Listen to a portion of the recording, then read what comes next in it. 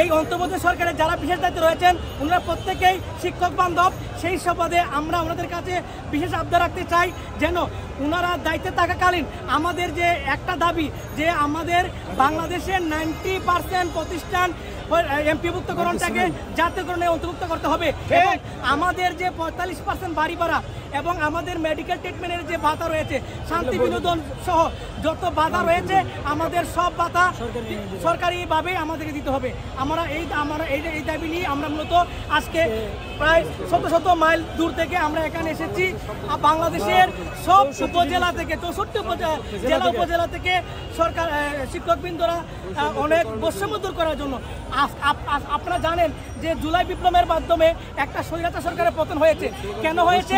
যাতে বাংলাদেশে কোনো জাতি কোনো নাগরিক বৈষম্যের শিকার হয় না। কিন্তু দেখেন এই শিক্ষকরা হলো জাতির নির্মাতা। দুঃখের বিষয় হলো দেখেন আমরা যারা জাতির কারিগর আজকে আমাদের দাবি আদায়ের জন্য আমরা রাস্তায়, আর আমরা যাদেরকে গড়ে দিয়েছি ওরা এসি রুমে বসে হাওয়া খায়। আমরা বলতে চাই আমরা কোন ধরনের শিক্ষক কোন ধরনের জাতিকে আমরা উপহার দিচ্ছি। আমাদের দাবি একটাই, যারা এসি রুমে বসে হাওয়া খায়, যারা শিক্ষকদের কথা বুঝে না তাদেরকে আমাদের দাবি শুনতে হবে, আমাদের কথা বুঝতে হবে।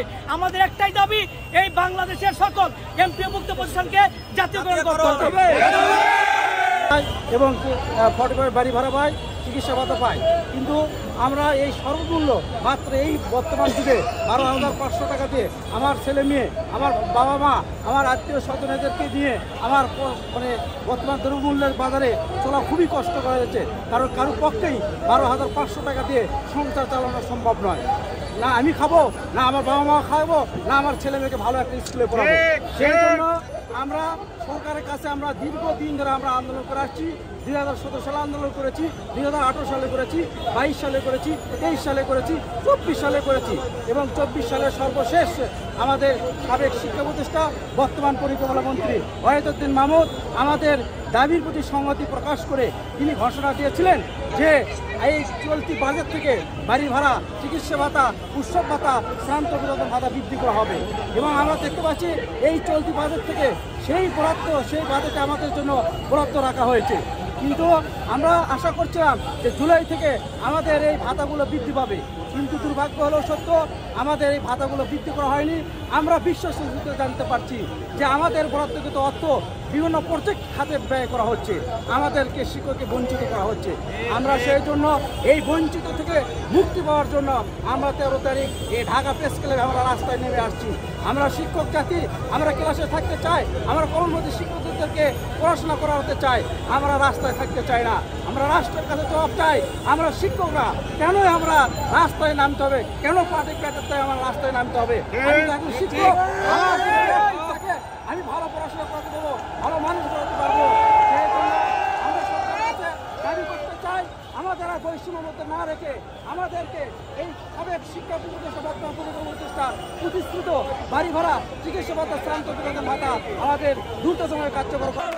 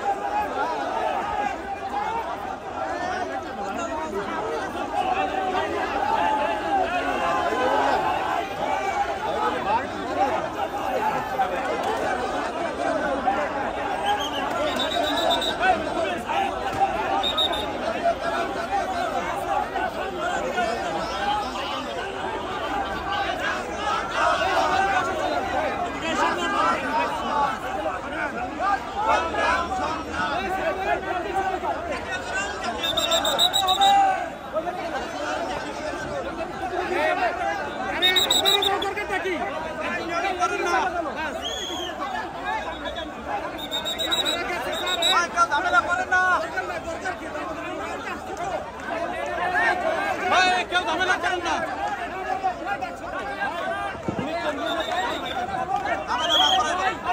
সবাই খান শান্ত ওই দুই শান্ত ভাই, আর কেউ ঝামেলা